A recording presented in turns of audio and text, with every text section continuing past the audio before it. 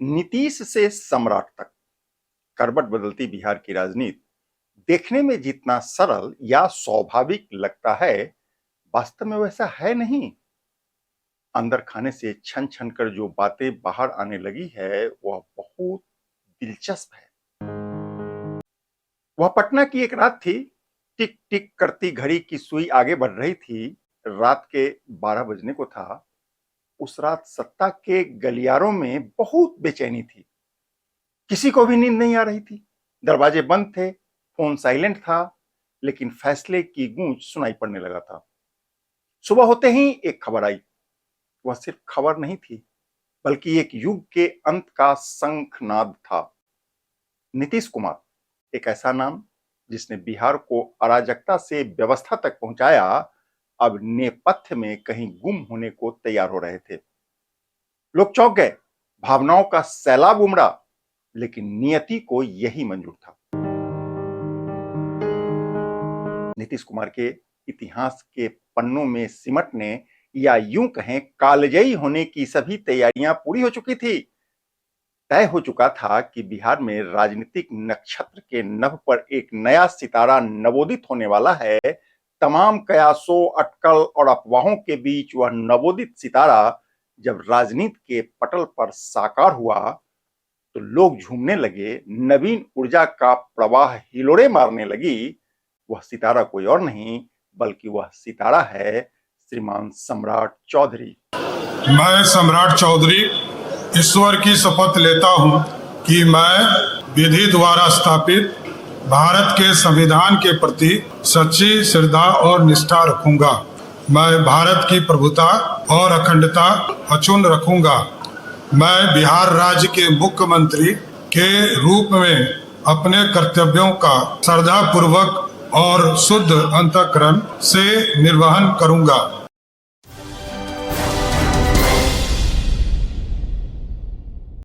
खबरों की खबर और लीक से हटके खबर में आपका स्वागत है।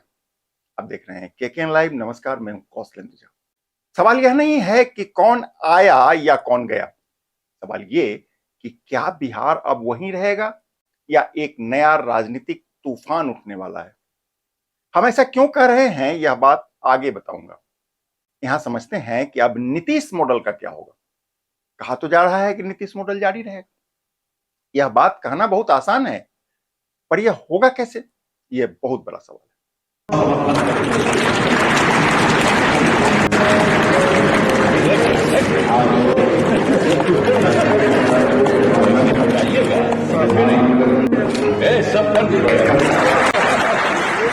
पिछले करीब 4 दशक से बिहार एक राजनीतिक प्रयोगशाला रही है।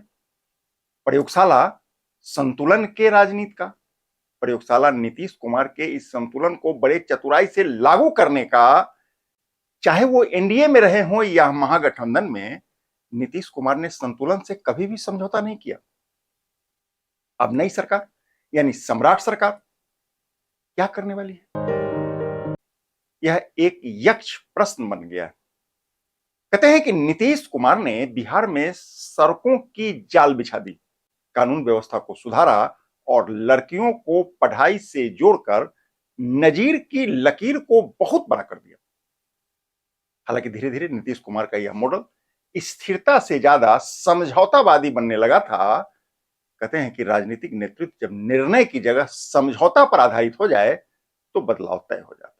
सम्राट चौधरी सिर्फ नाम नहीं, एक संकेत है।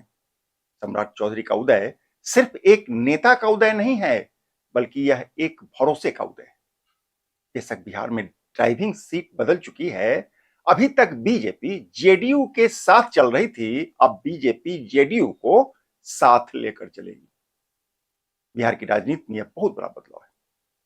ऐसे में राजनीतिक के गेम प्लान को समझना होगा। दरअसल सम्राट युग में बिहार मुख्य रूप से 3 मोर्चे पर बदल सकता है। पहला मोर्चा है जाति से आगे, लेकिन जाति के बिना नहीं। मतलब बिहार की राजनीति में जाति रहेगी, जाति खत्म नहीं होगी, लेकिन अब जाति प्लस हिंदुत्व प्लस विकास का नया फॉर्मूला बन सकता है। मतलब यूपी मॉडल का यह बिहार वर्जन हो सकता है। दूसरा होगा विकास की भाषा। अब इसको समझिए। नीतीश कुमार का विकास सड़क, स्कूल और साइकिल से होकर निकलता था।